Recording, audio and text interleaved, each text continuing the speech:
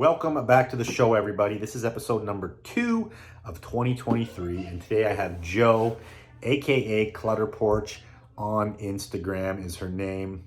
She is full of energy. This is a great conversation. She is a very cool and fun person to chat to.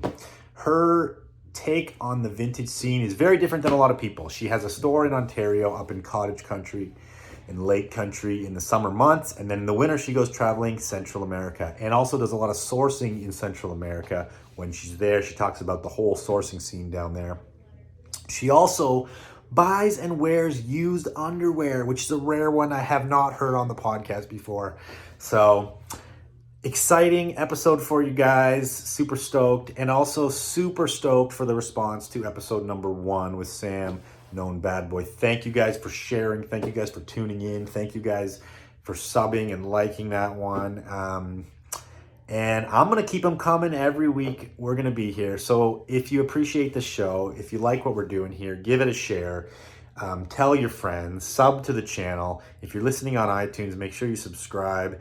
If you're listening on YouTube, make sure you like this video and subscribe. Again, appreciate you all for being here. Without further ado, here we go. Joe, Clutter Porch. Let's get it.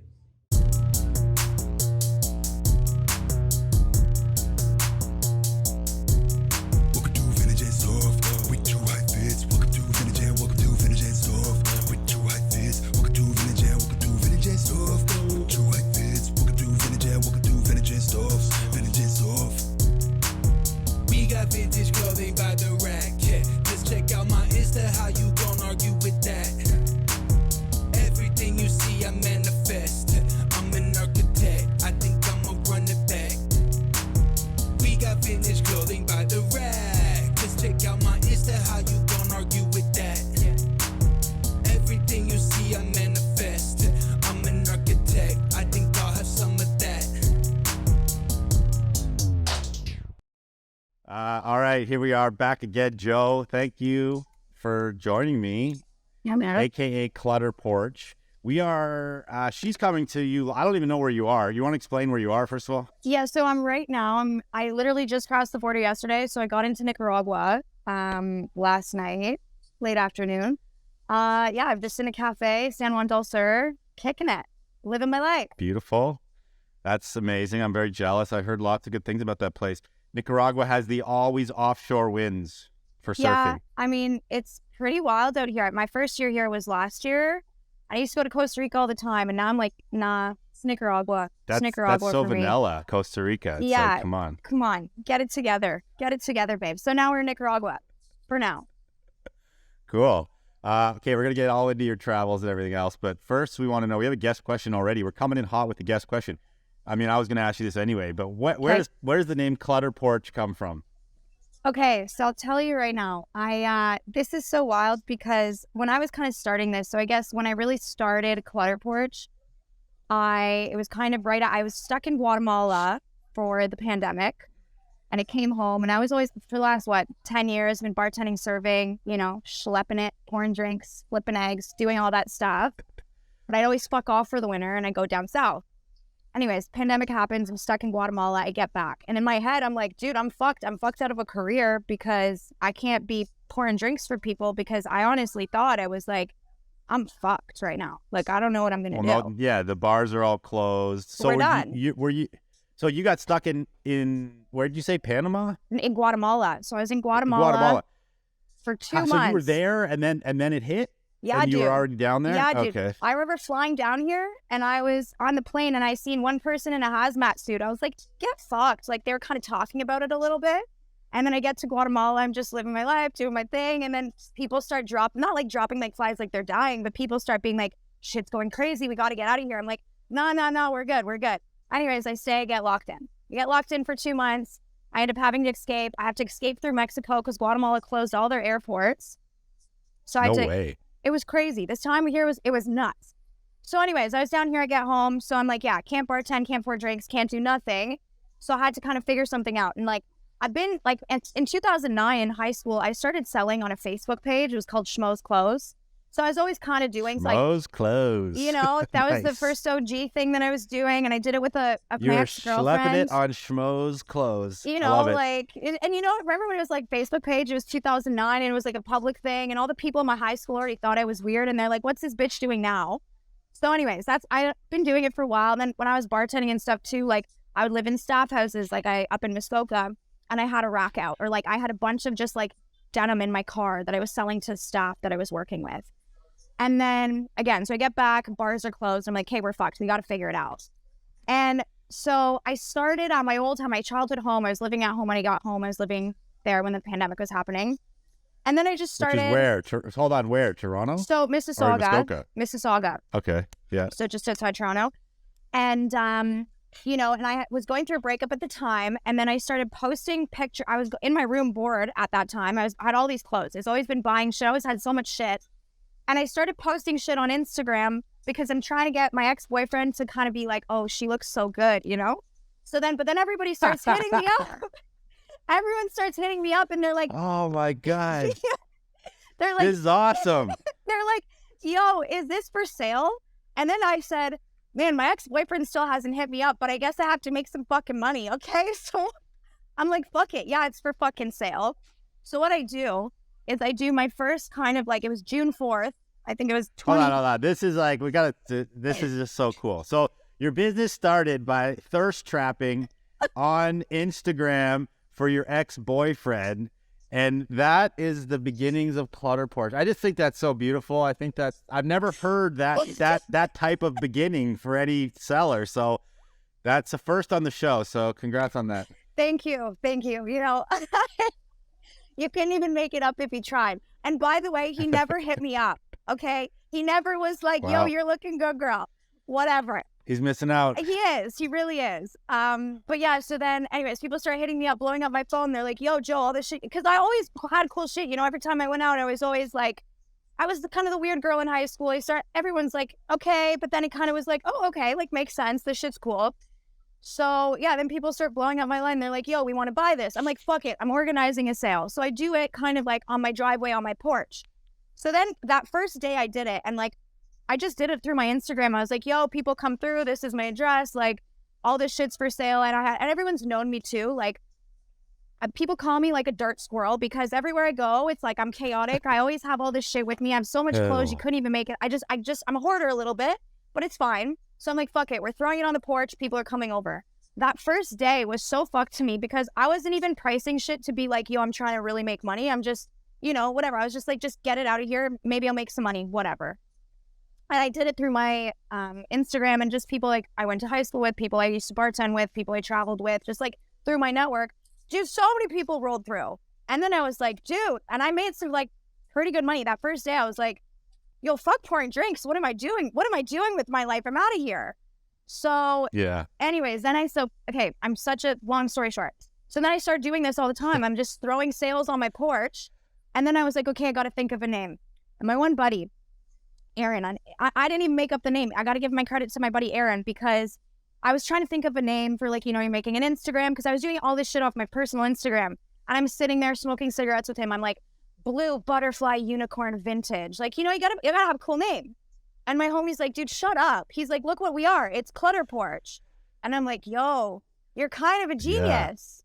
So that's how Shout Clutter out Porch. to that guy, or you just be grouped in with all the rest of them with some like, generic come on. unicorn name. Come on, Like, seriously. you gotta step it up. So yeah, my homie Aaron really hooked it up with that one. And I feel like too, the cool thing about my name is like, you know, when people, it's like Clutter Porch, like it doesn't even have really been like, you know what I mean? So it kind of makes people be like, oh, what's that?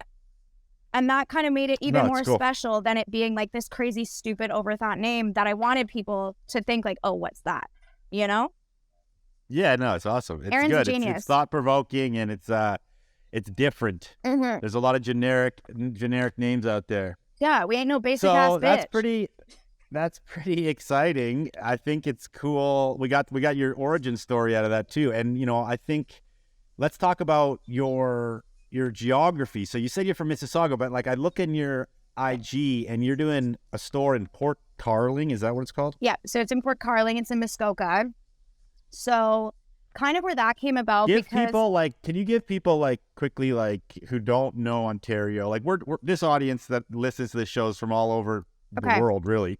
So like people that don't know Muskoka have no context. Like Muskoka is a very special place. Give us the 101 on Muskoka. Okay, so basically, when I kind of meet people, especially when I'm traveling, I meet a lot of Americans, and I kind of compare it to almost like it's kind of the Hamptons of New York. So it's like Summertown. It's also like straight up fucking La La Land up there. Like it is totally different. It's 2 hours outside of the city of Toronto.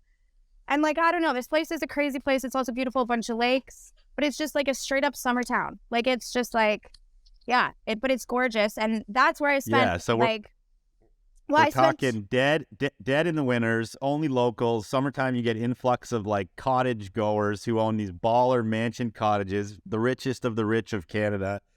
Beautiful though, like epic lakes, canoeing, camping, all the fun summer activities. Yeah, it's really rad. I used to go up there a lot. So anyway, I just wanted to make sure people know the context here. So I can imagine Port Carling, you'll get into it, but great spot for a summer store. But in the winter, you're probably going to die up there. You know, like literally you could get serial killed outside and no one's going to see you because you're already dead because there's nobody in town. Like it's done. And it's fucking cold. It's bullshit. Nobody wants to be there. It's like, you know, at the minute, I feel like it's almost, even for me, I'm like past Labor Day, because that was always for me. I'd spend my summers up bartending up there. Past Labor Day, dude, it's like, ciao, bye. We're out of here. We are sayonara, see you never, see you in May. But like, people say, you know, sometimes Thanksgiving, Cranberry Fest, they do all this stuff. No, it's like, it's a really quick season, but that is also too, I guess, in kind of what I wanted to do with my store and how I want to live my life and everything that I've done. Like, I don't want to stay in fucking Canada when it's cold. I don't want to stay anywhere where it's cold. If I have to wear a jacket, I'm out of there. It's not my vibe. So yeah, that worked out too, because that's really what it is. It's just a really like, it's tourist, quick season, and it's done. Yeah, okay. So was this your first summer with the permanent store there? Yeah, so this summer I got my like actual like brick and mortar space. The year before that, I had a little kind of shipping container off of like a marina, one of the marinas there. And then the year before that, the year before that, that's the year that it really started, was that first pandemic summer at my old bar that I used to work at. And then, okay, also I got to tell you a story. So I was being all chill and cool, but when COVID first happened, I was being a little bit of a COVID freak. I was wearing the face shield. I had 2 masks on. And yeah, I was complaining I'm never going to go back to work, but I was like kind of terrified. Then bars started opening up and I'm already selling shit. I'm clutter porches popping off my porch with people. My mom's getting so annoyed. People are on my porch every other fucking day. She's like, what's going on? So I got freaked out. Then my bar hits me up. They're like, hey, we're going to start opening stuff up. And I'm like, yo, no, like, I don't know about this. I don't know about this. And then honestly, I feel like a lot of what I will say is like things for me really started rolling when I did that my very first year was in Muskoka. Was kind of my old bar that I used to work at had like a little pop-up space in the side. Okay. Yeah. And that kind of really just like exploded everything. Like once I did that, then it was like, okay, Muskoka makes sense, because for me, it was always like, this is what I was doing in the summer anyways, but I'm going to do it with, instead of bartending, I'm going to do it with this instead. And then that just kind of just made it like the just progression of, you know, after that, I was like, I knew if I'm going to continue this, I'm staying in Muskoka because that's what it is. So yeah, this first year I had my brick and mortar. Nice. So hold on, I have a question about what you just said. So you said you were kind of a COVID freaker, for lack of a better term, but like, so how did that play out for you when you were stuck down in South America? Dude, were you freaked the fuck out or what? Like, okay, and if one thing people who know me know, I'm actually insane. I will say I am certifiably fucking insane. So I'm down there and I go through like so many different emotions and things. And when I was down there at first, I'm like, yeah, fuck it, I'm not going home. But then homie that I met when I was on my trip down there, he was also from Canada. He was from Calgary and he was stuck down there with me. And I think I have traumatized this man for life, because one day I'd wake up, be like, I don't give a fuck. We're in Guatemala. Fuck COVID. COVID doesn't exist. Then the next day I'm like not leaving the room. I'm like, we cannot breathe the air. We are going to die. Like, it was nuts. Like, So again, wow. I went through like definitely a lot of stages and understandings, but now I'm just like, whatever, it is what it is. But there was definitely a time, and especially getting back, because also too, the getting back, like I had to escape, I had to cross a border. We had to go on this bus in the middle of the night, because at the time in Guatemala, they had really crazy rules. And So you're literally escaping, like illegally crossing the border to get to Mexico? Like, so where I was stuck at this, I was on a lake, and it was a remote access lake spot. So you had to get a boat out. But at the time they Okay. had these restrictions. People can't be out at certain times of the day. You can't be boating, like, because they really cracked down there. And so I was on this remote place, and then people were getting like illegal shuttles out of the, like, off of the islands part, and then getting a shuttle, and then you can't drive a car at a certain time of night. So we had to be in the car and be like lying down in the car, dude, and be like, if you get pulled over, like, we don't know what's gonna, like, you could get arrested. Like, you cannot be, like, we were taking a huge risk just even getting to the border. We get to the border, so it's the border of Guatemala and Chiapas, and once we got there, it was just mayhem. Mexico's never cared about the pandemic, really. But anyways, yeah, so that was just me. I had all this stress and coming home, and then in Canada, you know, people were going absolutely apeshit about the pandemic. So then I definitely feel like I'm an energy kind of like absorber. So if other people are going apeshit and losing their minds, you best believe I'm going fucking 10 times crazier. You know, like, I had my fucking dad and my brother, they had like a spray, it was a spray, what's it called? The hand sanitizer was a spray. And I would come to my house, and my dad and my brother would be around me, and I'd literally be like, with my hand, and be like, if you come close to me, I'm spraying you in the face. You can't come close to me. Like, for like 2 months, I kind of lost it there. I lost the plot.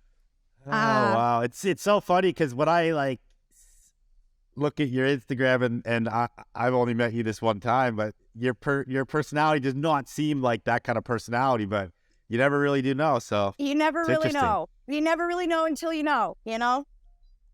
But yeah, what were you saying? So yeah, that was, I mean, listen, everything. Go back to the store. Everything that honestly happened, like, and I actually have to be really grateful for the pandemic and stuff and everything that happened, because honestly, like, if the pandemic didn't happen, I'd still be full-time bartending and I'd still be doing what I'm doing now. You know, I bartend in the summer and I fuck off in the winter, but now I've kind of made it where it's like, you know, the way that things have kind of developed, and I don't know, weird. I feel like everything in my life has totally happened for a reason, and all the like manic shit and all the, everything has made sense, you know?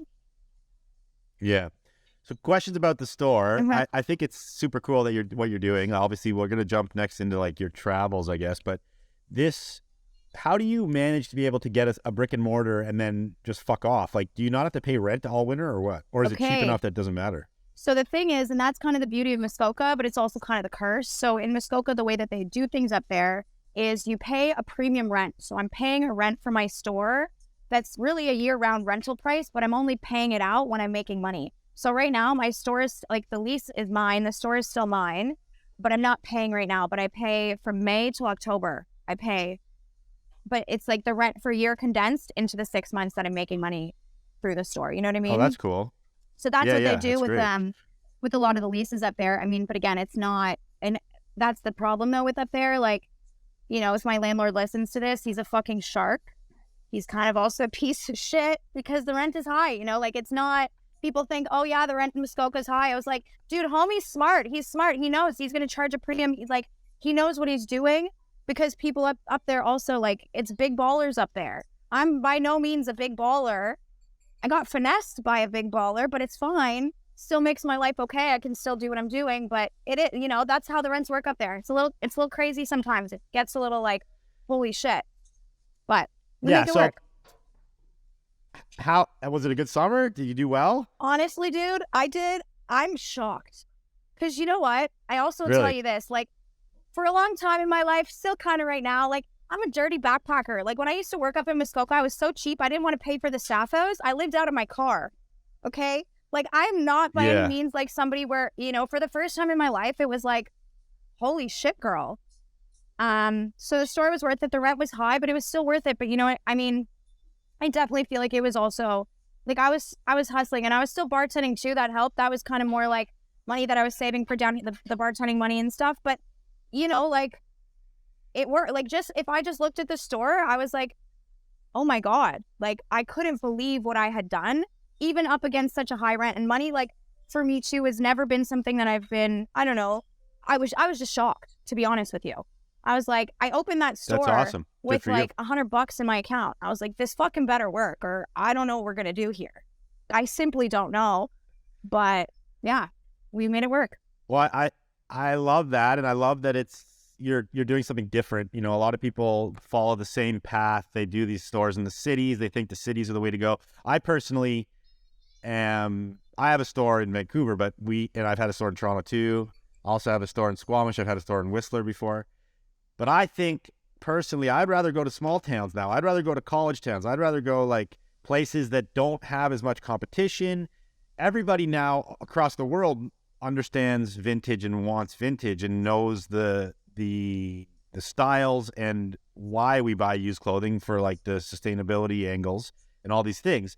So why do you want to be fucking next to like 50 other stores where it's so hard to market yourself, blah, blah, blah? Go to like a small town where you're the only one potentially and you can capture the whole audience. It's like so much logistically easier to do that. No, definitely. I don't know. There's a lot of benefits, I think, to doing that kind of model. So, well, I feel like also too for me, you know, like I was up there and I was like, also too, I'll tell you this, you know, I bartended at a nightclub at, you know, the Key to Bala. It's basically like a concert venue, whatever. And just through bartending and stuff, people knew me. So when I opened the store, it was like, I don't know how to say it, not to say like I'm selling myself, but my stuff also, because I don't know, I'm a personality, I guess, in a way. And people were like, oh, that crazy bartender chick with her tits out the other night, now she's selling cool shit at this, like, you know what I mean? So everything kind of snowballed together. And I feel like in that way too, it's so much better again, because it is like a small town. So it's not like, you know, again, like you said, the competition with other stores really, mind you, now there's a couple more stores opening at like other towns kind of close by. But for that first like 2 years, like I was the only one doing it up there. But people already knew me for that even before I was doing it, you know? Like I had the used jeans in the back of my truck that I was also sleeping in. But if you wanted some Levi's, like I got you. So then it all, you know, it all made sense. And it's you stand out more there, I guess. And you always think, well, it's pretty known fact. People on vacation will spend more money. It's like people on vacation don't have the cares of typically their normal day-to-day lives. They go on vacation to enjoy, to spend money, to shop, to get drunk, to fucking let loose, right? So it's an easier task to get money out of those people, you know? Yeah.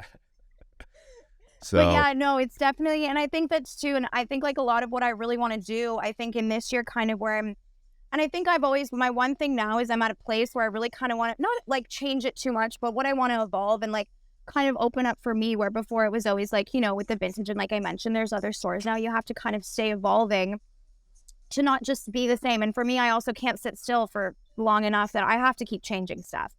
And my one thing that I definitely like, you know, there's a bunch of stores in Muskoka, dude.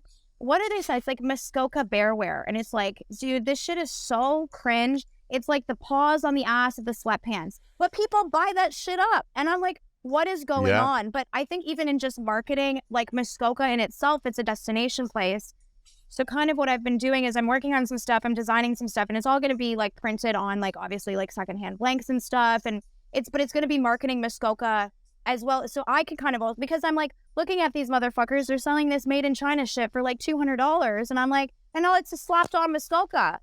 And I'm like, oh yeah, listen, you know what I mean? But it's so true. It's like a very, again, with being in a tourist town, that's also something that is kind of like an important part of being in a tourist town. Do you know what I mean? Well, it's smart. You got to do that. Why not? Why shouldn't you be able to offer them something similar that they can now feel better about, sustainable, and I hate using that word, but eco maybe. Yeah, I know. You can capitalize on that. I don't see any problem with that. Totally go there, do it. You know. Yeah. So it is cringe what people buy. Like in any scenario, the general public, you know, the general masses of people buy a lot of stupid shit and they spend a ton of money. So any way that the vintage community can get a piece of that, it's like, fuck yeah, go get it, you know? Yeah, you know, and it's been so wild to me too, because especially like, yeah, especially Muskoka being such a tourist place, but like up there, it is wild to me. Like some of the stores beside me, dude, are selling shit for like cardigans for like $800 next door to me. You know what I mean?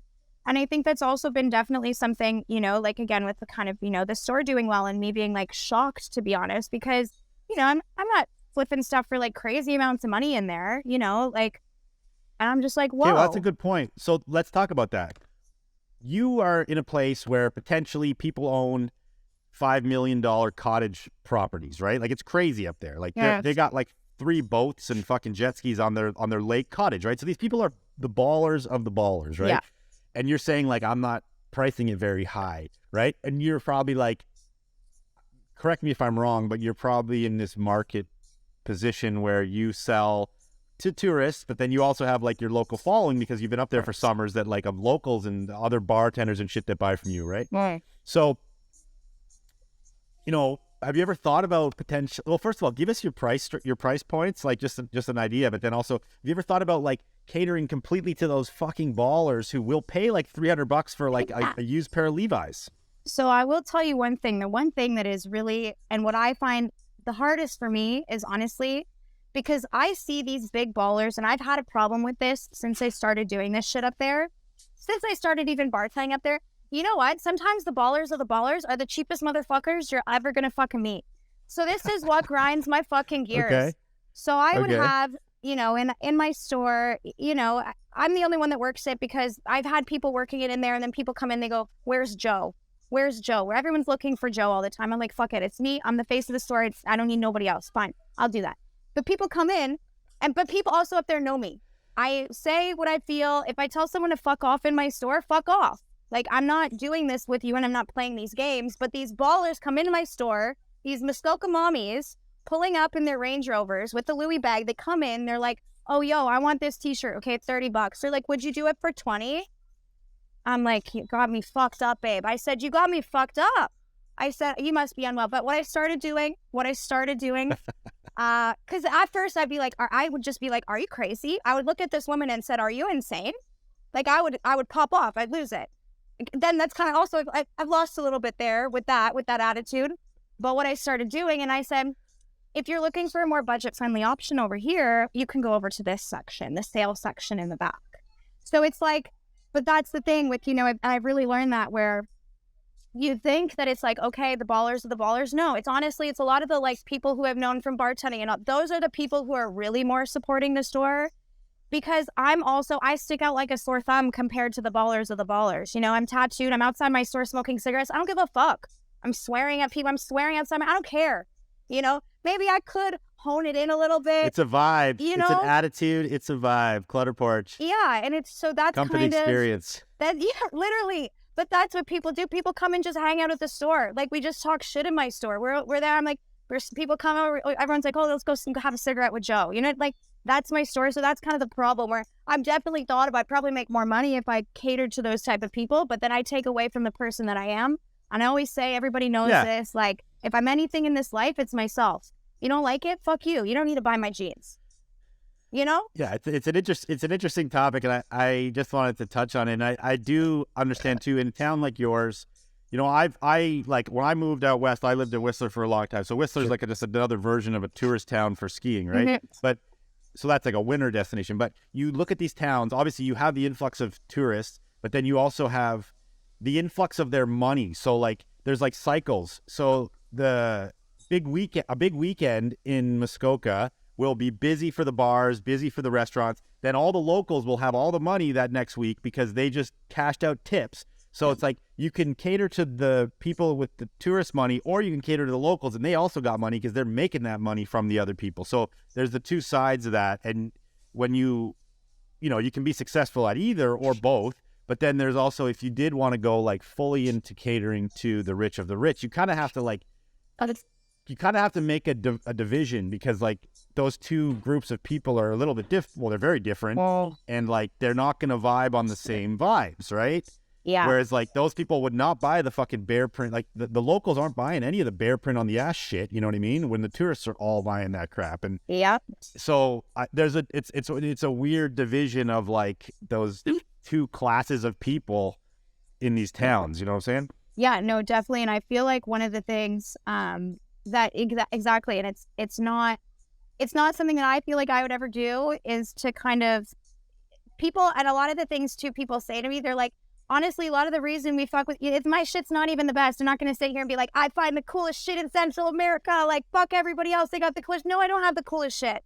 Like, even when I was going to a rag, like, I've never been on a line. Like, I just find shit that people buy shit because it's me. You know what I mean? Like, they back me. And I do find cool shit. I'm not going to be like, I sell garbage and people buy it. Like, it's not that. But people fuck with me enough to be like, yo, the stuff that Joe has is cool. We believe in Joe. We believe in Joe's vision. And the shit that I say, and the reason that I'm really doing all of this, at the end of the day, like, people fuck with that. So to be honest, like, yeah, I could probably start making it crazy up there and, marketing to the baller, but I would lose what I really appreciate too is like all the people that come see me and, like, dude, people fuck with me in a way that sometimes I'm like, I don't believe in myself. And I have these days where I'm like, oh, everything is shit. And people are like, no, dude, like you're killing it. Like you're good. And that's what those ballers aren't telling you that. Those ballers are trying to fucking be cheap because that's how they stay rich. I don't need and that. they go home and they go home and they don't care about you. So it's like, exactly. I hear ya. I just thought it was, it's an interesting like microcosm of the economy and like everything else in those kinds of places. I think it's Totally. cool topic. But I want to jump into the travel because that's basically why you're on this show. You have such a unique business model and, you're doing it different than anybody. By the way, you got like 50 votes to come on the show. So kudos to that. You got fans out there. Your fucking fans are fighting for you. Yeah, people honestly, that's been the thing too. And I think a lot of like with the way that I've kind of done this, I mean, especially now, especially through the pandemic, people started selling. That's what people started doing, right? A lot of bartenders, like me, people had to figure something out. But I think that the thing that's really helped me is be able to, kind of make it different. And that's what kind of gets people be like, whoa, like it's not just somebody else flipping a fucking t-shirt. You know what I mean? Yeah, that's awesome. So the model, from what I understand, is that you do the summers like we talked about in Muskoka, then you take off all winter long, you go travel, you fucking probably have the best time of your life, and you're buying all the cool shit in Central South America, where all the American clothing ends up going anyway. And to me, that I love it. I'm a surfer, so fucking dream life. I'm about to go to Mexico in like a week. Fuck yeah. But the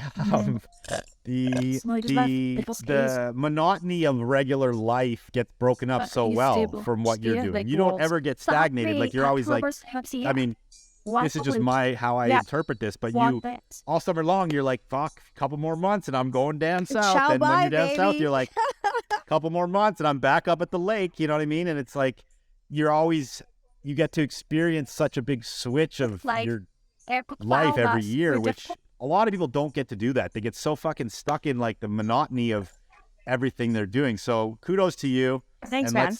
Let's, tell us your take on it all. Yeah, maybe part of it is for me too. Like, and a lot of people said, well, oh, it would make more sense if you had it because, I live in Mississauga when I'm kind of in that between when Muskoka's done and then summer, I'm crashing at my dad's place. Man, they're like, oh, why didn't you just stay in Mississauga, open a store, Mississauga, Toronto? I'm like, no, man.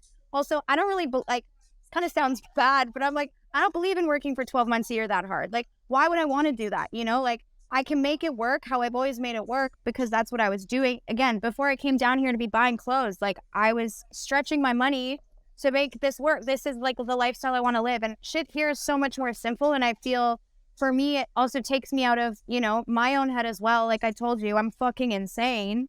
Man. I need a break from life. She's insane, everybody. I need a break from life. Like I need to get out somewhere. And I think also too, seeing a different like version of a life, it's not a rat race down here, man. People live differently. And for me, like that's something I appreciate because also too, I will say like when I'm at the store, like it is like tunnel vision, man. There's nothing else. Like I am like eat, breathe, sleep the store. I barely sleep. I'm also still bartending a couple nights a week at the Key, like till 5 a.m, opening the shop at 11. It's a lot. I'm really in this like very like hustle state of mind. And I could not sustain that ever for 12 years because I am definitely the type of person that gets really like, it's one thing, or nothing. And here at least I'll have the chance, I'm not going to lie to you, last 2 weeks, I was supposed to be sourcing. I was supposed to be going, finding all these places. I was supposed to all these spots. I was like, no, fuck it. I'm just living. I'm living. I went down to Santa Teresa. I was just getting fucked up for like a week. I was like, whatever, fuck it. I was like, I don't need to be doing shit right now. Fine, and that's kind of, I'm grateful for that because maybe I could take it a little more serious sometimes. Sometimes I do take it a little too serious, but it works. It worked for what I've done. I spent a lot of time down in Santa Teresa. Actually, I had a buddy that lived there. I probably went like 5 times or 6 times. Yeah, beautiful spot, man. And there's that town that's like on the way in. Cobono. Cobono's got some clothing spots, yeah, right? Bro. Yep. Yeah, so I was supposed to be going to Cobono, digging through some shit. I was like, nah, fuck it. Nah, fuck. I'm getting fucked up at the bar, whatever. I don't care.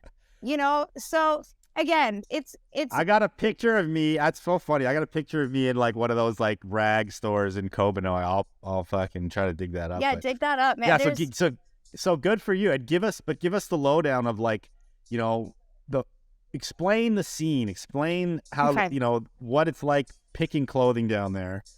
You know, what are these places like? What are the prices like? Like, are you actually finding good shit? Like, give us the experience of it. So it all again goes back to my first time. I got stuck here during the pandemic, so I had come down. It was my first year in Guatemala, and like I said, I was always kind of going to Costa Rica before. Like I really loved Costa Rica, whatever.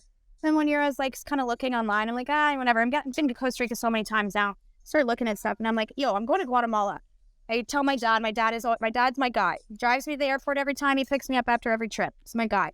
I hit my dad up. I'm like, yo, dad, I'm actually going to Guatemala this year. He's like, no, you're not going to Guatemala. I was like, well, I bought the flight, so I'm leaving in a week. You're going to need to drive. We're going to need to be at Pearson, babes. Let's get it together. So anyways, I got down to Guatemala, whatever. I'm chilling down there.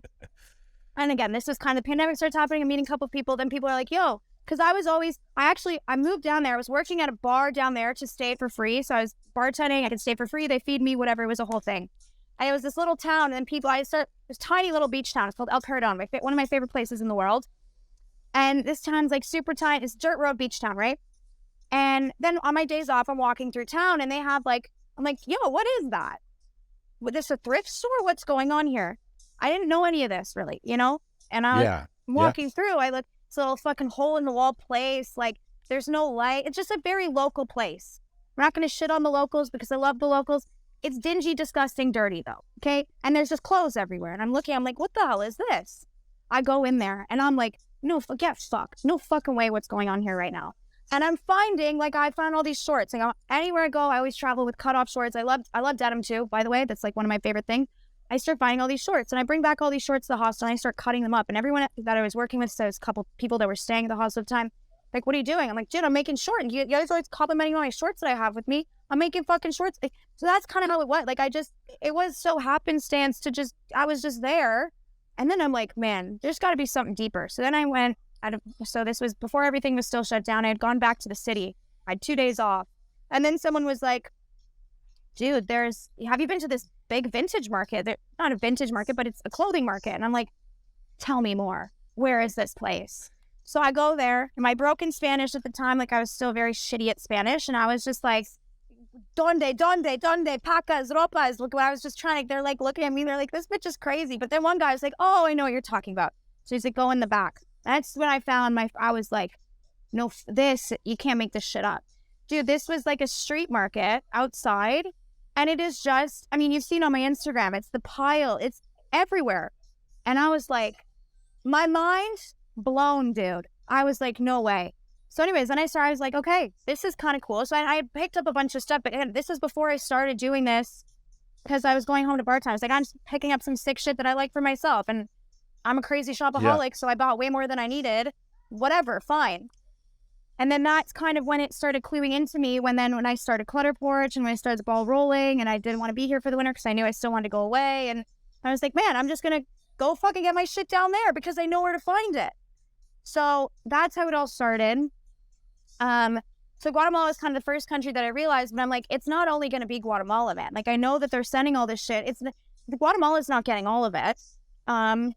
So yeah, then last year what I did was really cool.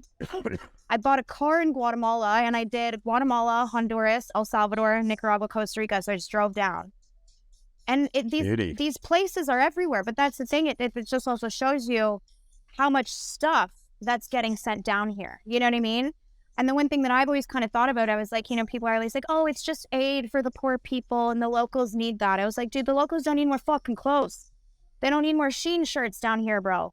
This is not what they need. It's not aid. It's a for-profit business, and even down there, it's all for profit. These people are running legit businesses, making money for their families. It's not 100%, exactly. And I feel like that's the one thing that kind of is just kind of as I've seen more and I've looked more and I've definitely talked to people more. The locals that are selling this stuff, the locals who some of my favorite guys at the markets. I have one buddy, Salse in Antigua. He remembers me now every 3 years. He's always is so stoked to see me and that's their business, but it's also, it does really open your eyes for a way for me that when I was you know, when I started going to the reg, that's when I first came back. Then I found a reg, started going to reg. And then but I was always like, well, they're sending this somewhere. And then it clued into me. I was like, that's where the rest of this is going. I never really thought about that. Yeah. But yeah, so it's all these essential, that's just where it goes, you know? And definitely, like, in terms of finding stuff, you know what I mean? It's like anything, right? You know, you got to look. It's not like I go into a market and it's just like a gold mine in here and I walk out with, I'm like robbing this place. I got a fucking bag and I'm running so fast now no one can catch me. No, it's not like that. You got to look, you know? And one thing that I've definitely noticed though, one of the places, because then it started too, the spot kind of started getting blown out because in Antigua in Guatemala, a lot of the hostels around, they started doing kind of like a thrift tour to the markets. No way. Oh yeah, man. Oh yeah. That's crazy. But you know what, I'm stoked. Did you start that movement or what? Did they clue into the clutter porch ways? I actually, so then I came back my second year, still traveling, whatever, and I was down there sourcing. Then I was like, I got a gig at a hostel, working at a hostel again, doing the same thing. And then I was like, oh, I go there every day. And they're like, because they're already running it. And I was like, well, I kind of want to run that. I don't want to be doing some of the other responsibilities at this hostel. Like, I'm not making the beds, guys. So I'll run this tour because I'm not making no fucking bed right now. Sorry. So I started doing that. But then like a bunch of hostels, they're taking people, like, you know, when you're at a hostel, they make all these activities for people, right? So that was one of them. And then, but now. So you're like, okay, we're taking the tour bus to the rag market. And if anybody finds bangers or heaters, I'll give you the extra $5. Just bring them to me. You're like, okay, everybody go. Yeah, literally, I had my minions with me. Someone posts something. I'm like, don't touch that. You don't even know. They think they're getting this like awesome tour. Really, you're like, get in there, dig deeper, go, go, go. Oh my God, they're passing out Gatorade at this side. You know what I mean? Yeah, totally. So hot down there. But no, like, so the spot got a little blown out. But again, it's like, if you kind of, now that I've been here long enough and I've made my connections and I know the people and I know the places to go, you know, and again, it's also too, like, they also too have like very real like chain thrift stores down in these countries. Like they have like these local markets where it's just like the piles and the bins, but they've also had very like, seriously, it's like I could pay with my card. Yeah, I think I know the guy who runs like the largest in Honduras. Mm-hmm. He's an American now, but he's from there and his family's there, and he sends like shitloads of containers down all the time. Yeah, so it's definitely, you know, there's and in terms of like price point and stuff, you know, I mean, you can go anywhere, like, but it's sometimes I've found stuff for, I don't know, like a couple bucks. Other times, like, you know, they see me, I'm a fucking gringo. They're gonna be like, yo, we're making some money off this bitch, and fair, as they should. A hustler's gotta hustle. I'm like, I'm still gonna bring it home, and you know what I mean, like. What I can't even get that mad. So it's, again, the price points are depending. The one thing that I find though, like the thrift store, like the legitimate thrift stores where you could pay with a card, that's like very on par with what I would say like a Salvation Army, a Goodwill, a Value Village. Like it's very like, you know, they'll have the sticker days. So the color of this sticker is like 50% off. Like, you know what I mean? But it's very, people think it's like, I think that the people think, oh, you're going there, you're getting everything for 1 cent. Like, there's definitely things I've gotten for 1 cent. I'm not going to sit here and lie to you, but there's, you know what I mean? It's not, you know how it is. Yeah. Well, it's the exact same inflationary market that we're in here, because if all the clothes comes from here and the prices are going up here for the clothes, then they're going up there for the clothes, right? Because those guys are buying them from the same guys who are driving the prices up on our end. So yeah. You know, they still have to have it be affordable enough to buy. Like, you got to think, like, that is their lifeline to clothes. Most people there can't afford new clothes, right? So they're buying used clothing as, like, a necessity. Like, here, yes, there's people that go to the thrift store for necessity, but, like, there's also way less people that need to do that. Right, here. Right. So, like, they have to keep it probably affordable, but, I mean... $10 to buy a shirt down there is probably like a lot for somebody definitely to fucking afford, right? Definitely. Like and crazy. even too, like I see a lot of just in general, not even with the clothing and stuff, but you know, like prices are going up everywhere, and it makes you really think like, you know, life for locals is hard. You know, it's easy for people like us to come down here, you know, we got a little bit of extra money, we can spend it, we can do whatever. But again, yeah, it's like I've seen prices where I'm like, do they have, and I think also too, but down there, I swear to God, I feel like, you know, at thrift stores now, they're kind of catching on. They're trying to jack shit up and be like, oh, yeah, we're putting tees up to like $150 at some places. I'm like, what is this? But they're catching on to shit here. Like for some reason though, Vans down here, it's like at a thrift store, a pair of Vans I've seen for like $30. So it's, Wow. you know what I mean? And I'm like, how is a local, how? Like realistically, how? Yeah. You know? So yeah, it's really interesting how, you know, that's all, I don't know, but I mean, again, it's kind of the way that things are changing. Inflation's fucking real. How do you logistically handle it? So are you constantly shipping stuff home when you're picking? You want to know, this is so fucking crazy. My first year I came back, I'm going to send you this photo. You're going to like this. I flew back, dude, with 10 like duffel bags, hockey bags. Okay, I pulled up Damn, wasn't that so expensive on the plane? You know, I was fresh off a bender. Okay, I pulled up to the airport. I was like, I don't know what I'm doing. I just need to get home and get me out of here. I was in Mexico. I somehow ended up in Mexico and I had all these, whatever. Dude, these bags cost me, but then I'm like, but it still made it, like, I definitely got fucked over for how much it cost me, but like, still made it work, you know? Yeah. And now what I kind of do is, you're learning. You know, that's one thing that I'm still trying to figure out. And this is one thing that I've had kind of in my mind this year, where I've been kind of talking to somebody who does like shipping with, you know, the containers and stuff. But what I've really done is, you know, like my dad will come visit, I'll send him back with a bag. A homegirl's coming down to visit, I'll send her back with a bag. Like that's kind of really what I've done. And then I'll still go pull up at the airport with like 5 suitcases. You know, I make it work, but now I'm like, I need to be a little bit more, I need to think this through, because that's not a sustainable thing for me to be doing, is pulling up to the airport every time and hoping my homies are coming down to rescue my bags. Yeah, and you don't have like, you know, like ideally you're sending like a couple pallets home, right, for the summer to keep you super stocked up. Yeah. So I mean, I don't know, it's your thing, but no, I know, and that's it. You can get it on a boat, but yeah. So that's one thing that I have to figure out. But that's been, I don't know, because I was like, oh, I have this idea. I didn't think of all the other variables. I'm just like, fuck it. There's cool clothes I found there. I know where to get cool shit. Okay, cool. We're going. Get the suitcases. Get the hockey bags. Roll up all the hockey bags into one like, you know. I don't think. I just do. Figure it out as you go. Yeah. Yeah. Okay, cool. I think that's amazing. I want to talk now about you're like a eco warrior, for lack of a better term, on the fashion side of things. Fuck fast fashion seems to pop up for you a lot. Now, sort of, yeah, you know, talk about what that means to you and how you view fashion in general. I mean, for me, like, my view really changed. When my first time I ever went into a rag, I never really seen that side, you know, like I'd always been, used clothes existed. You see the donations, you see the back, when you go into Value Village, you see in the back, you're like, holy shit, that's a lot of stuff back there. You know, but it never really clued into me up until that moment, kind of when I like was faced and I seen that whole, like, I was like, no, what the fuck? Because it hits you. And for me, like, again, I've always really, you know, kind of worn secondhand stuff, just like in my family. And, you know, that was always the thing. But I'm not going to sit here and be like, I've never bought from Forever fucking 21. You know what I mean? Like but I never thought about where that shit went. I was just like, oh, I'd bring it to the thrift store when I'm done. You know what I mean? And then I see the other end of it. And then that's when I honestly brainwashed my own self, because I was like, this is like, it made me almost physically ill. Like when for the very first time I seen that and I left, and I'm also too, like, I'm a pretty emotional person, and I left and I was like almost crying. Like I was like, I just can't believe how we got here. You know what I mean? And then on the other part of that is, then I start coming down here and then I start finding all these spots, and I see where it's just like, it's not just one rag, it's not just one country, it's not just one market, you know, the like excessive production of clothing that is just essentially meant to be thrown away.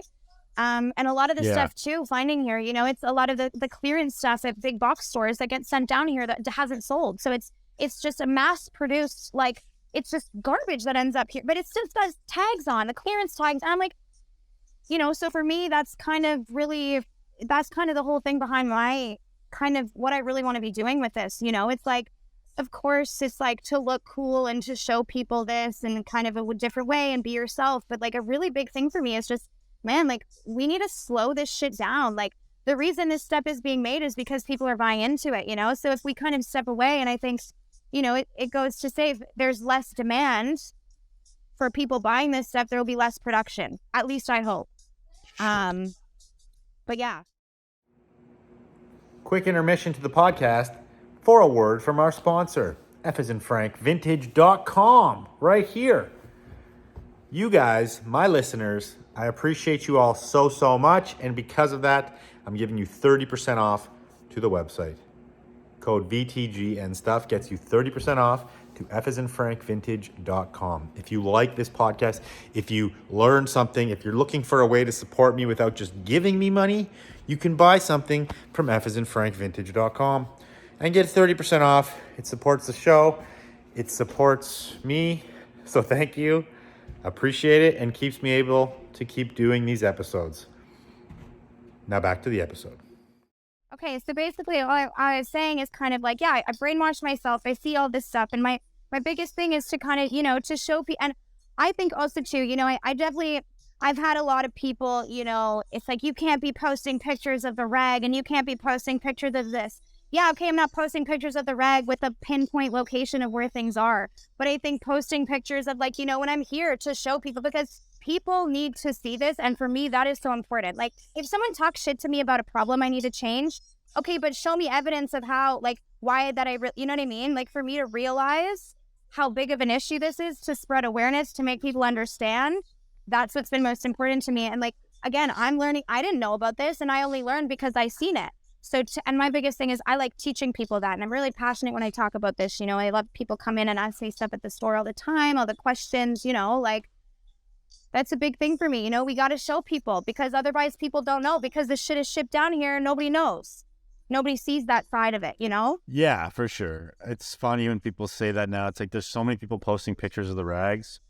It's like that argument now is, there's a lot of people that blew up the spots long time ago and blow it up daily, and they do it for straight clout. At least you're doing it to show, like, there's a problem, not straight clout. Yeah, like, dude, and I've been so honest. I've never had a fucking line at a rag. I'm digging in the fucking garbage around the people at the line. Like, I'm not going to be like, I'm at a fucking rag. Like, that's not me. Like, I'm not fucking selling t-shirts for, like, it's probably the most expensive t-shirt I saw is probably $60. You know what I mean? Like, that's not what I do this all for. And I think that that's kind of my message is, you know, it's, you know, maybe I don't know shit about fuck, but if I could show people what's going on and educate people in a way that it makes it easier for them to understand, because they can see, that's kind of my passion, to show people, like, yo, this is a problem. This isn't about just, oh yeah, I'm so cool, I'm here. No, like, dude, like, look what's behind me, man. Like, there's all this stuff here. Like, we have an issue. So what do you say to the people who will argue that, you know, Forever 21 is all they can afford, and they can't afford to shop at a vintage store, or they can't afford to, like, buy quality to be more eco-friendly? Like, what do you say to those people? Well, I think that's the thing, you know, and it's never to shame people who can't afford things, like, you know, and I think affordability is also definitely, like, a huge part of this, you know. And but the thing is, with fast fashion, it's not the people who are buying it out of necessity. It's the people who are buying it for just, like, it's like a materialistic, like, it's like a hoardery spiral, like, fast buy. It's not about the people, you know. And when I tell people, you know, nobody is perfect. Nobody ever, like, I do my best to only buy things secondhand. Like, that really is my really big goal for me. That's really what I want to be focusing on. That's what I want to be doing. But yo, if you can't do that, like, but when you're buying something, buy it with intention. Yeah, you bought it at Forever 21, but yo, if you're going to buy that and you're telling me, like, you know, this is a financial thing for me, I respect that and I get that. And that's totally, like, no, there's no problem with that. But yo, don't buy that one time and, you know, yo, buy it and wear it for the next, you know, like, buy things with intention. So it's not, I get it, but I don't really believe that fast fashion isn't a problem for the affordability thing. It's for the people, you know, all the fucking bitches on Instagram doing their fucking Shein hauls and what the fuck, you know. And then that's where this stuff ends up. That's the stuff with the tags. They, you know, just to post a video about it. Yeah. Come on. So that's my view. What about being eco-friendly in the rest of your life? Like, how far do you take it? What are other things that you do to be good to the planet? I mean, you know, one thing which is so funny, like, everything that kind of I feel like in the way that I am now and stuff, like, thinking back my whole life, I remember one of my aunts, I would always go to my aunt's house when I was, like, young, like, 6 years old. I just, as far back as I can really remember. My aunt was a bitch that left her lights on all the time. This started for me where I was going to my aunt's house and we're like in the living room and why is there a light on upstairs? I go to the bathroom. I'm like, yo, and I would really literally go around her house flicking off all her lights, and they get so mad at me. They hated having my family over because I'm just going and turning off all their lights. When I was younger too, I would unplug things. Like I would unplug like a microwave or a toaster. I was like, I don't know. I would just do, you know what I mean? Like I would do these things when I was younger. And I think for me, like it's always been, you know, I think Can you move especially your also camera down a bit so making you're centered more a little bit? Yeah, there you go. That's better. Yeah. When, you know, for me, like I still eat meat, but I've definitely been to like one thing for me, that's like another huge thing, you know, and, you know, Amy, like she's like definitely been really inspirational. And like when she's kind of, her and I've Shout out Amy, Amy, Velvet Underground. my girl. That's one thing that for my biggest thing kind of this year that I really want to move towards is kind of just going completely plant-based. Because that's just like another huge thing in itself, you know, like the amount of environmental impact that kind of stuff has, you know. I mean, listen, I also, this is kind of funny, I can't believe I'm saying this out loud. I don't like to shower. I save a lot of water on this planet because I barely shower. Okay, so if anybody ends up in Central America sharing the room with Joe here, watch out. Watch out. If you're in the hostel and it's, you know, you catch a whiff. But you got the ocean. You can just jump in. You can just jump in the beach any day you want. I'm good. We're good. You know, I mean, yeah, we can all do little things, and I think it's also too, it's just like big things and being more conscious, you know, like, and I think as time goes on, sorry, I'm so like this, just thinking about all these things and how, you know, in my life where everything, the things that I want to do, even in terms of like traveling and being like, you know, a smart traveler, like I, for a long time, and I was kind of, you know, I smoke cigarettes, and I, you know, one thing for me that I always like, and I still remember doing, yeah, I'd kind of leave, like, there's stuff that is like consciously for you to do. It's just the little things, you know, it doesn't have to be huge changes. Nobody ever has to be only wearing stuff, but like for me, even it's like doing stuff like a beach cleanup. Like for me, if I'm just somewhere chilling on a beach, like you don't have to be somebody who cares about the environment. It's not that you have to go straight vegan, hippie, fully never do anything, like just walk, never drive a car for the rest of your life. And I think it's just, yeah, it's about doing little small things. Like for me down here, I literally love, I'm just down by the beach. I'm just going to go pick up some shit. You know what I mean? Like you used to little my cigarette butts. I never leave my cigarette butts on the beach. And I used to kind of do that. It was really bad. But, you know, and I'm like, it's just little things, that's right? good. It's a good point. You don't have to go all out. Everybody, I've said this in the show a million times, but everybody has their own level of what they believe in. And there's different sides to all the different stories out there. It's even with like so much of what we hear about being sustainable. Again, I hate that word, being eco-friendly. I'll say it's like you have to read in between the lines on everything. That's like what you're eating, what, you know, what you're consuming, how you're living your life, all these different things. There's 10 stories about each one of them. So you really have to like do your own research and make up your own mind where you live on all these different subjects. We could go into that tangent, but I had a really interesting question about where in you're Central America, right? So yeah, it's tough down there to be on an eco tip because they're giving you fucking takeout in plastic baggies all day long. You go get like a coconut water and they're like, here's a plastic baggie with a fucking straw. You know, like you go, if you've ever been to like Southeast Asia, like I've been to Indonesia a few times, like they fucking throw everything they have in the river that just gets flushed out to the ocean. Like legit, that's their garbage disposal. Whip it in the river.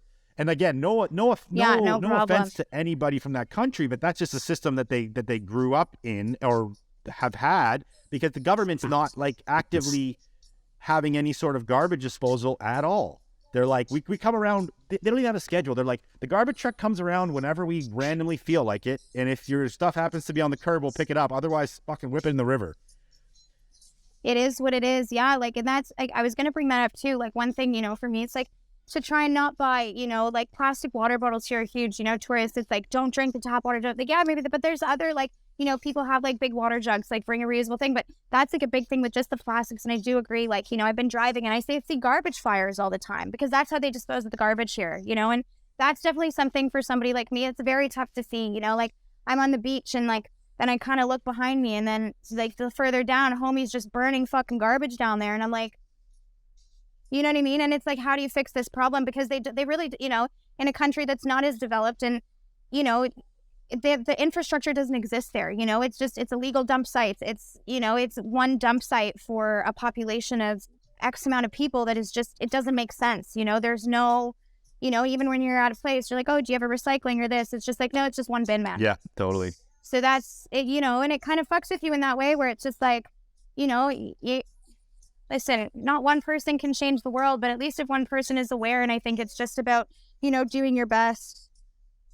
Again, it's just your levels to this and really existing in kind of a space here that, you know, this is their normal, like kind of leaving as little of my impact onto their normal, if that makes sense. Yeah. Do you know what I mean? Like, yeah. So, guest question from Wonderland Thrift, at Wonderland Thrift. Shout out this person. What do you think the impact of fast fashion looks like 5 to 10 years from now? Better or worse? It's kind of an interesting worded question, but yeah. What's your take? Well, I read an article, it was a couple, maybe last year I read, where it was like, you know, in terms of like the resale industry is just exploding. You know, with everybody wanting to get, you know, a piece of the vintage pie and all these things like that. And kind of like I said, you know, like I think that definitely fast fashion is something that when it comes to the demand, if the demand is lower, I think I would really hope, like logically speaking, the production would be lower. You know, so if kind of more people are getting put on to, you know, not supporting that kind of, not supporting that industry, I think that, you know, we can definitely make significant change and it won't be as much. I mean, I hope, but again, change takes time. It's not going to take overnight. I would hopefully like to see it not being, I feel like, as prominent. I feel like also two people getting more put on to being like, yo, I want to look unique and different, not people just buying the same fucking shirt that every other bitch has.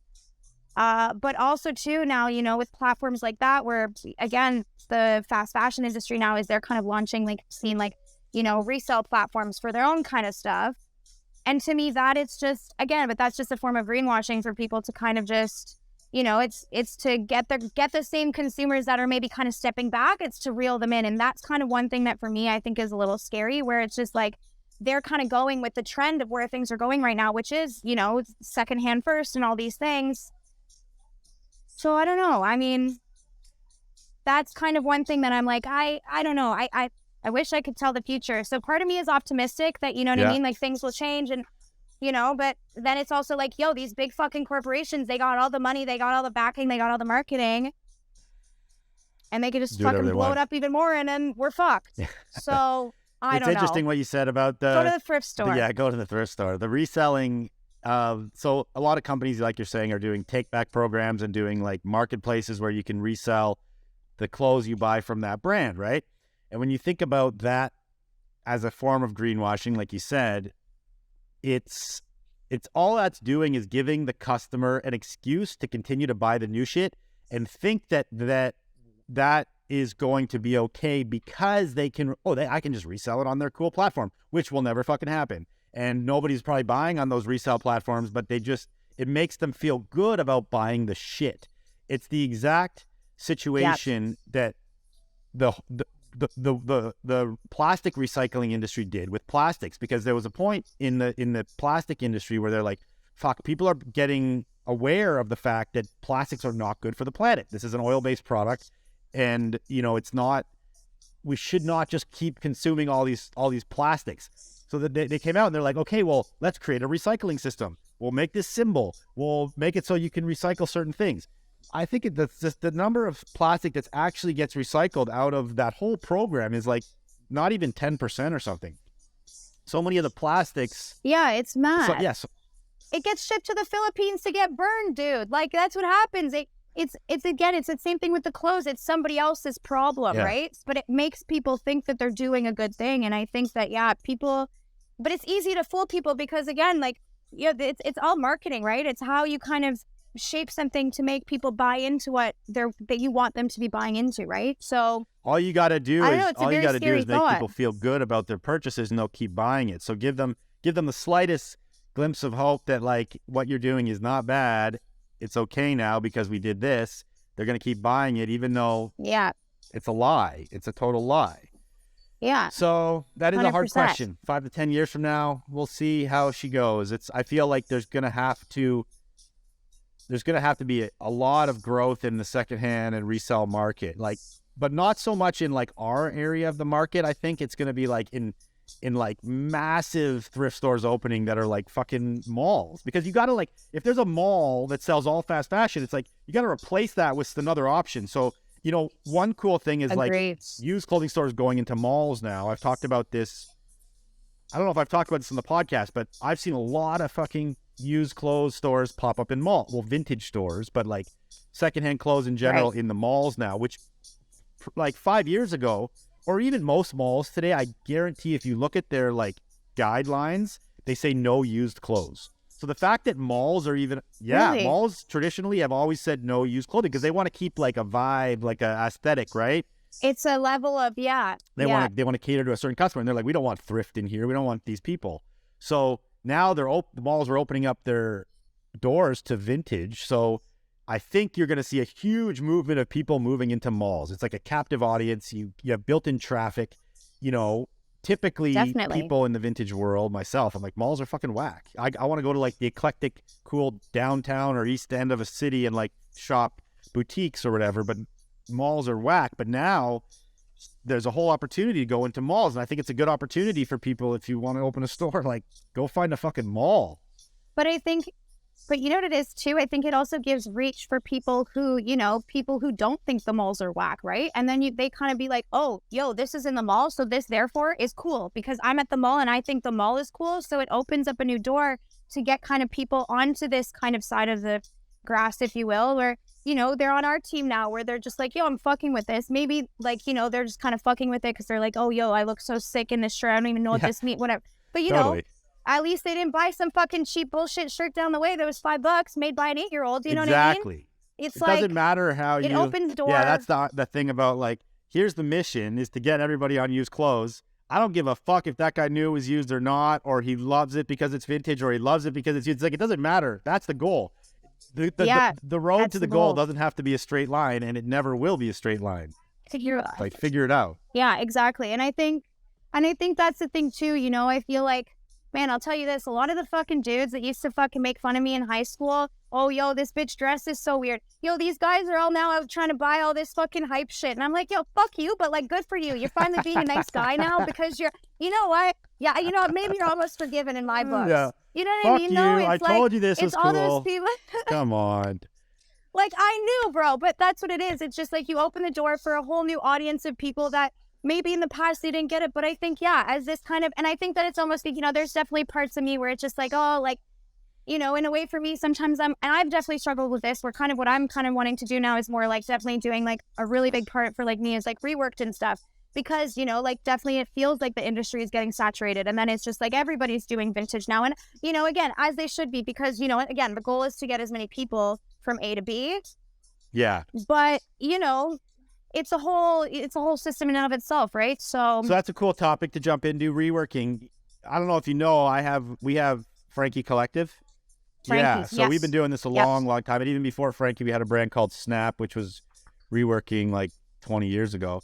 We've always been into it. And I think it's even more of a solution, really, because now you can take things that weren't wearable and you can make them wearable. So you're taking garbage that would literally have no other option but to be garbage and turn it into something wearable. So give us your take on it and what it means to you. And also, like, I've seen that you've started to make some things. How are you doing that? Are you sewing it in Central America, or are you sewing it up here, or how does it work?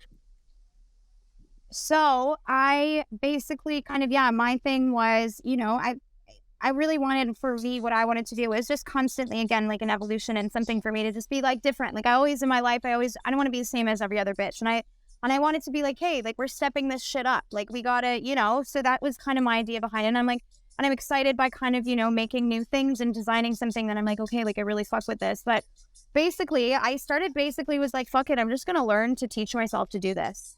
I'm still in the very early stages of it. You know, when I moved down here, I was living in Guatemala for the first month. I had an apartment. I bought a sewing machine. I'm kind of just fucking around on this. One of my homegirls down here, she has a brand. She's kind of also been doing her own thing. And she was really helping me with like making patterns and showing me how to do that. So I'm still definitely in like the infancy of it.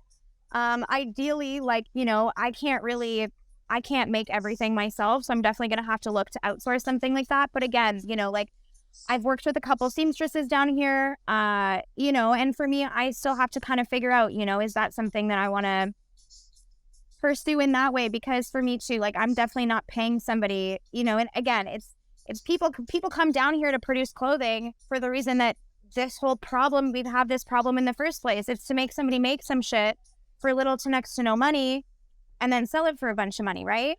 That's, you know. Yeah, so that's true. For But me, that, now I'm that kind of... can we talk about that for a sec? Yeah, so, no, let's. Like, I love that topic for many reasons. So I think it's important to understand this. You like what you just said is that yes, people will go down Central America, make something for next to nothing, ship it back to North America, or Canada, and tax the fuck out of it. You know, make a shirt or a pair of pants for $5 or $10, sell them for $100, right? That is the capitalist model of fashion, right? Like huge margins, right? Now, we get that. Everybody knows that. Everybody wants to like, there's a lot of people bashing that. And you know, we don't need to get into that. Of course, capitalists will be capitalists and, you know, fuck. So if they can do that, they can do that. But the topic is, if you can say, get a factory or a family, say down in Guatemala, just as an example, who is, say, like sewers by trade or, you know, manufacturers by trade, and you can employ them and pay them a great living. But even though that great living, so this is the thing, $2 an hour down, like, it's the $2 an hour down there might be like somebody in Canada making $50. I don't know the exact equivalent. I'm just throwing numbers out, right? So if you can pay somebody the equivalent to what the same person would be having great life and quality of life in Canada down there, why the fuck not? They need it just like we need it up here, and in a lot of cases, so much more. No, I definitely do agree. So kind of I was saying, so I was kind of working with a couple, and you know, it's like this one kind of guy that I had met when I was living in the city, you know, they're dressmakers, and you know, I was kind of talking to them, but I think for me, it's always kind of been something that I think I don't know why it is, but for me, maybe it's just because I feel like I have a little bit of guilt about maybe also, you know, you're like a tourist and you're kind of coming here and you can kind of you're afforded more privileges in a way than I feel like locals are. But then it's also, you're looking down on somebody that should not be looked down on when I'm kind of being like, when I'm placing that view onto somebody, if that makes sense. You know what I mean? So anyways, long story short, what I'm trying to say here is I'm kind of figuring out how I want to work that and see what happens with it, because realistically, there's no way that I'm going to be able to pull this all off by myself. You know, if I make a couple things that I can make on my sewing machine, and that's good, but you know, like I have a store, I have to stock a store.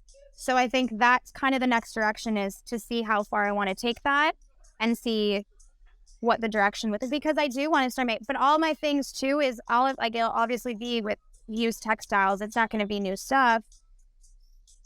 But again, I don't know. I don't know. Again, I start doing something, I don't know what I'm doing, and then I just figure it out. So we're flowing with it. One question I have for you is, with your store in the summer, like, do you keep it pretty stocked? Do you find that you had enough good stock to make, like, to maximize out your potential, or like, could you have sold a lot more if you had more shit? I definitely, for me too, like, you know, I still go, like, I have a couple wholesalers that I go to, yeah, okay, you know, like city, it's not every single last thing in my store is from Central America. Like, it simply would be impossible for, again, how I told you, I'm sending fucking suitcases back. Like, this is just no way. You know, so there was definitely, but my store is also very small. Like, my store is not even, it's less than 300 square feet, right? So my store it's not a massive fucking space, right? So that's kind of the blessing for me, where it doesn't have to always be like it's like jam packed with stuff, but I'm always bringing in new stuff into the store because my store is so small. So I don't have to have everything that I ever have. You know what I mean? Yeah. Like, I'm always bringing new shit in. So that's kind of the blessing in my store too. But definitely kind of like I said before, you know, kind of also capitalizing on the, you know, the other side of like marketing it as Muskoka as well. Yeah. But it's on, you know what I mean? That's cool. So again, Do you know someone named No Sweet Sugar? no. They threw out a question. I Who's don't know. that? It's an Instagram person. What do they want? The question was, why buy used underwear? Was that just a random dumb question, or does that pertain to something? Oh, no. I am like a super huge advocate about buying used All underwear. right, let's get into this topic. I literally, dude, I love used underwear. I don't give a fuck who knows it. I don't care. It's literally the best underwear. Period, ever, case in point. Also, it's called a washing machine. Fucking wash it. Like, realistically, also, used underwear, like vintage underwear, I don't know. I firstly think it's just hot. Like, it just looks better. The cuts of the underwear better. Most of it is all cotton, which is really good for you. A new underwear that you're buying, like, I'm not going to go all hippy-dippy and shit on you, but, like, yo, if you're wearing plastic underwear in your nether regions, that shit's not good for you. Don't put plastic by your junk. Yeah, listen. Heard it here first. Like, okay. You know, and I totally thought that was like a troll dude, question, but I guess not. That's awesome. So. Oh, no, I've talked about this before a lot. I've talked about this. Wash it. Just fucking wash it twice if it makes you feel better. Okay. Just fucking wash it. The used underwear movement is starting here on the Vintage and Stuff podcast today. So, guys, get with it. Also, if you find really old underwear, that shit is worth money. There's collectors out there for jock straps. There's collectors out there for old ginch, whatever you got. All right. Okay. I'm here for it. Let's jump into your Mexico find. You told me you had a crazy, crazy find in Mexico. We want to hear about this experience.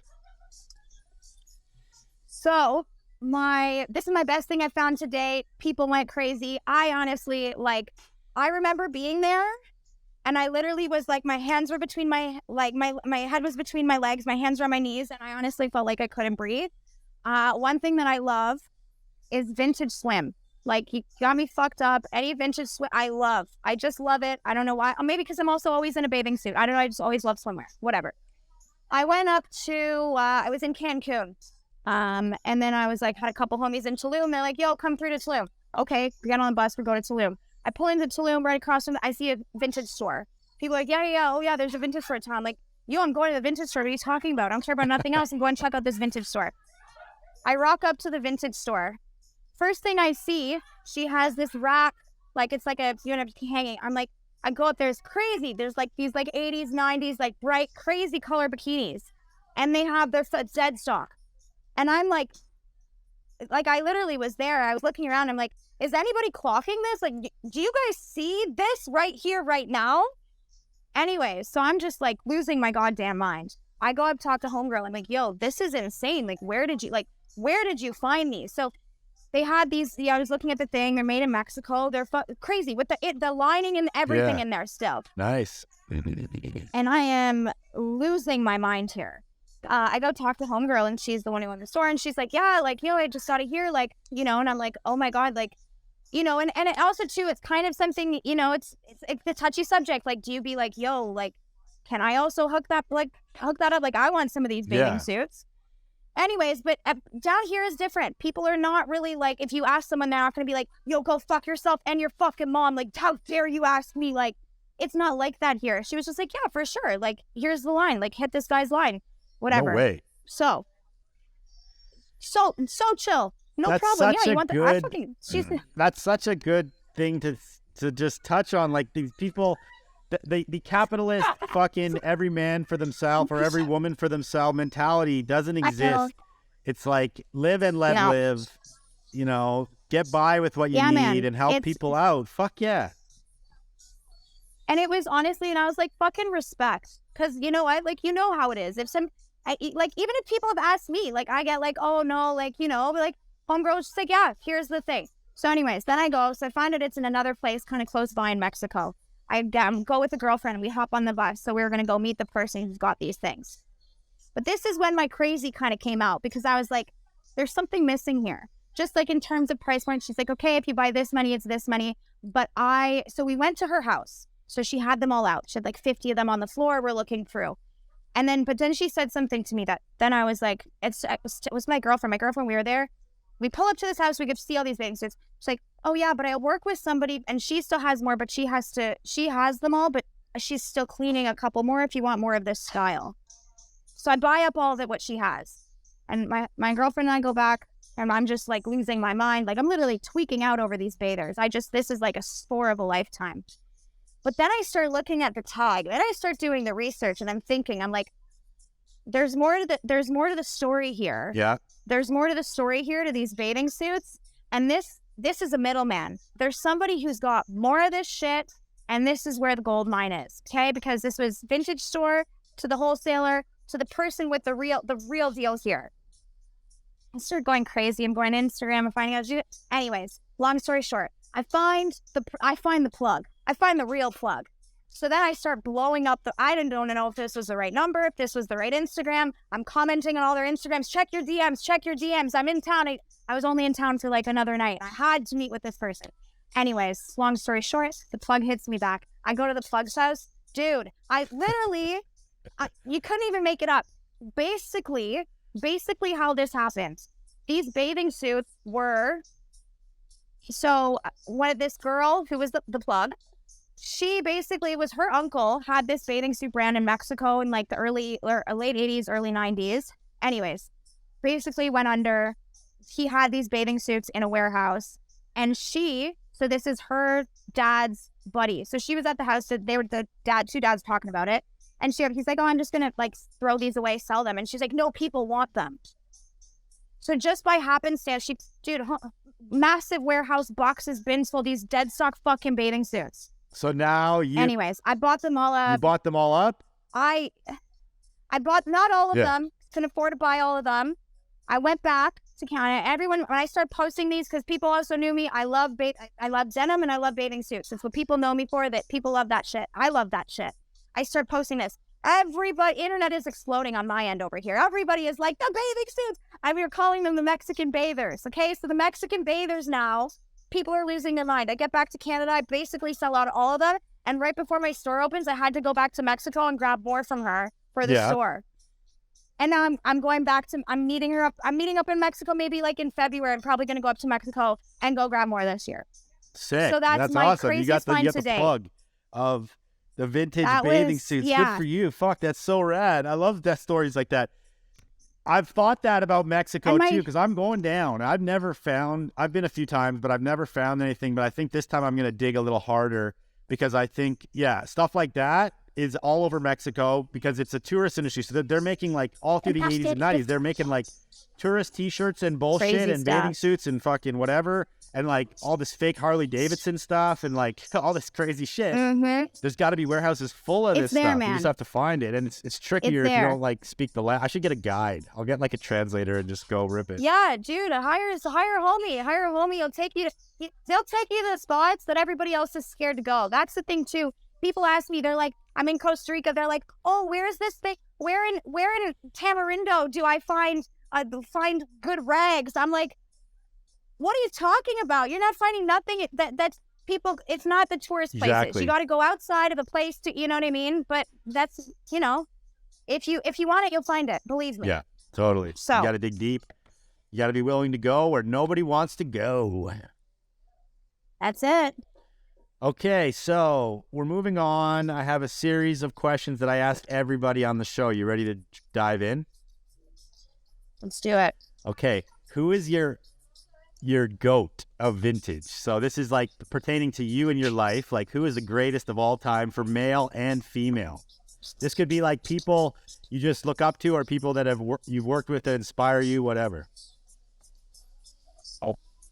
Okay, so for female, 100%, Keelan from 69 Vintage, love her. Like, literally call her my mom. She responds to me when I go, yo, mom. Nice. Calls me her kid. I love her. She's literally the sickest person. Toronto legend, honestly.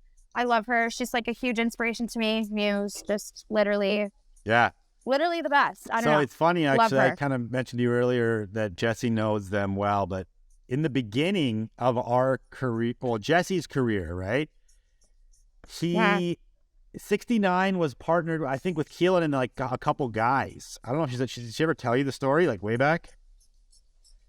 So yeah, so they're like, there's like a group of them. Like don't know all of this, but she always kind of like, she'll tell me like loosely. She's like, oh yeah, this guy, like we did all this together. Yeah, So I don't know the whole of how. So yeah. back in the day, again, this story could be not totally wrong, but this is my rough interpretation. But she was partnering with a couple guys. She eventually bought them out when they went to like open bars. But in the early days, Jesse sold a lot of shit to them because they were like, 69 was one of the first original eBay accounts. Like we're talking like end of the 90s. And they were crushing it on eBay, and they had a lot of knowledge about really good vintage back in the day that most people didn't know. The knowledge was way more like secretive back in the day, right?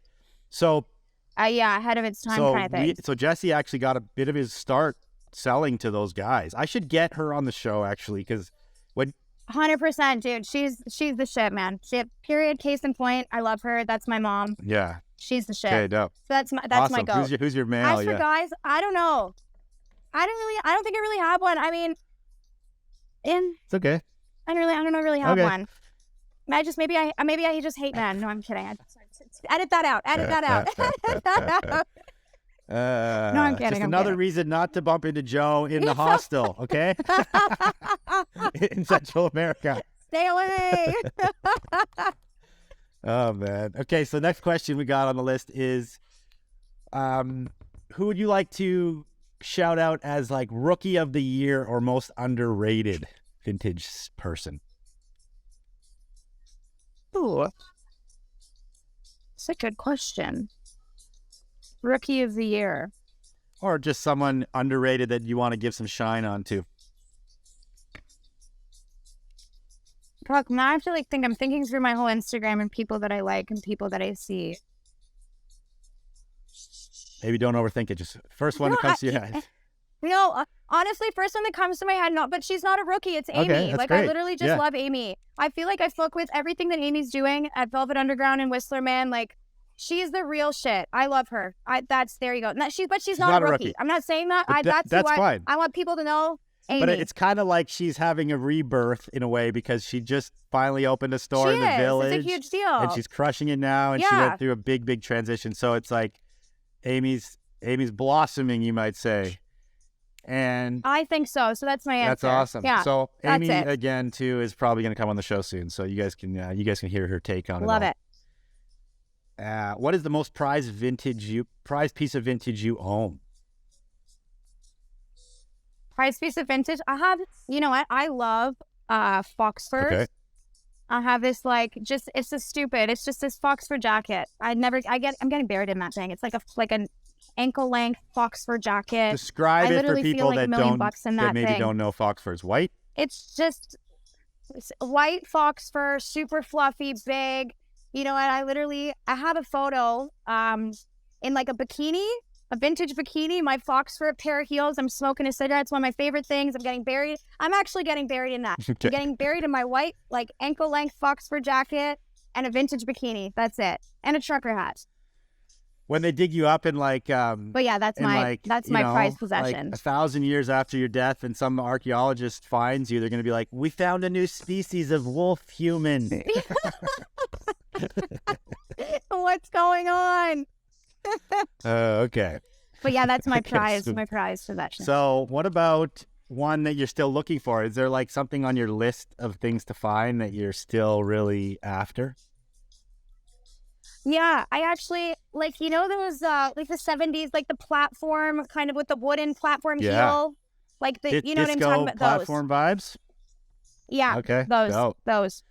Yeah. What is the worst trend in the vintage scene currently? The worst trend? Honestly, I'm probably going to get a lot of hate for this. Let's go. But man, Carhartt. I honestly, I don't like that. I'm going to also take it to another level. I don't like it's I don't like, why are pretty boys wearing Carhartt? You never got your hands dirty? Take it off. That's all I'm going to say. I don't like it. I think it's just annoying. I don't like it. You've never had dirt under your fingernails? Take the fucking jacket off. I love it. That's actually super accurate. And I bet you a lot of people out there are going to agree with that one. I personally, that's mine. I love it because I love when things hit that are easy to find and easy to sell. For that fact, so it's a great trend for people in vintage scene. But you're so right. It's like such an interesting trend in the fact that these people are trying to look like they put a hard day's work in, but they never have. Yeah, like come on. But anyways, okay. that's my take. My hot What take. would you say is the best trend currently in vintage? The best trend. I don't know. What is a good trend right now? Fuck, I'm trying to think about this. I don't know. I don't even know how to answer that. What's even so trending in vintage? Like, I feel like right now, I don't know. What am I seeing that? I don't know. There's lots of trends. Fashion moves in circles, and so does vintage. But I don't think I feel like I'm not really like looking in that I'm like that I know something right now off the top of my head. So I don't have an answer. I actually don't even have an answer. Well, you for probably that. have an answer for this one. If you could go on like a picking trip, say like you could take 3 people picking with you on your trip down to Central America, like who would you invite?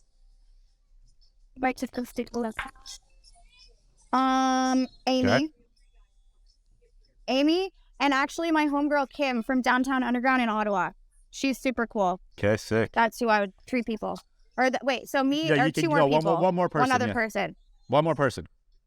Oh, and then my homie Dragon, because my homie Dragon has like been down here and picked with me, and he's like a really good person to have down here. But then he would be like, yo, what am I doing with these 3 other girls? And then he would probably like lose his mind and go crazy because he's so like, anyways, those are my 3. My homie Dragon, he's a good guy. Shout out to my homie Dragon. Okay, last question on my quick hits. So what's your favorite cut of Levi's jean? We're talking 501, 505, or boot cut? 501. Okay. I think 501. Classic. But that's everyone's answer, though. Well, I've only started these Classic. questions recently, so the last person did say 501. Not a boot cut, though. Not a boot cut. No, not a boot cut. Not a boot cut. Well, that kind of brings us to the end. You know, I think anything else you kind of wanted to dive into before we wrap it up? No, I'm just stoked I'm on here. I had a really good time. I feel like I was yelling the whole time, but that's how I talk. I'm a yeller. We could adjust the audio, but no, it's great. Let the audience know. Yeah. No, I'm stoked I've been on here. It's a really good chat. I had fun. Well, thank you. I love talking also too. For anybody in the hostel room, sometimes they're like, oh yeah, damn, that's crazy. They're doing the damn, that's crazy, walking away from me. And I'm like, yo, but wait, one more thing. Yeah, so you don't even know the half of it. Yeah, no, honestly, I mean, it was a great chat. I had fun. Happy to be on here. Yeah, stoked. You know, I wish you all the best on your adventures. We were talking off camera that we met one time at the Fill a Bag sale, which I did not remember, but I will not forget you now. With your kids, these 2 tables. Someone chatting to you? Yeah, you will not forget. No, I'm good. No, We're good. I will never forget you now. I think what you're doing is super rad. Keep crushing it around the world. Keep living those dreams. You got it, man. In the sunshine. I'm sending everybody who's listening, I'm sending them dopes, big, happy sunshine vibes. Amazing. You want to do any shout outs before we call it? One person I got to shout out. I got to shout out my dad. My dad is my best friend. He's not really like a big technology guy, but I'm going to make him listen to this. And my shout out is to my dad because I couldn't do anything in my life without my dad. And that's really the only, my dad. Honestly, I couldn't live this life without my dad, and he better get down here because he's got bags to fly back. So that's it. Perfect. Okay, that's it. Thanks again for coming on. Appreciate it so much. All right. Love you, man. Thank you. That's it. That's all. That's a wrap. Joe will go back to having a great time on the beach in Central America. I'm currently in Nelson, BC on a ski trip. So, and then in a week I go to Mexico. So my life ain't so bad either. And yeah, hope you guys enjoyed that one. I had fun recording it and lots more episodes coming up very soon. But for now, again, if you want to support the show, go buy something on FasandFrankVintage.com.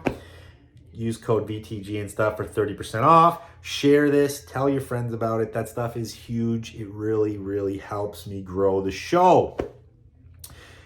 Make sure you sub, make sure you like it.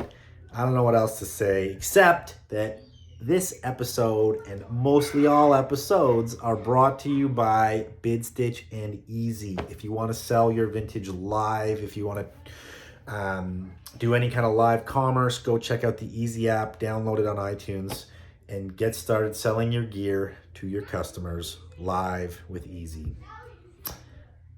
That's it. See you guys on the next one. Episodes dropping Mondays.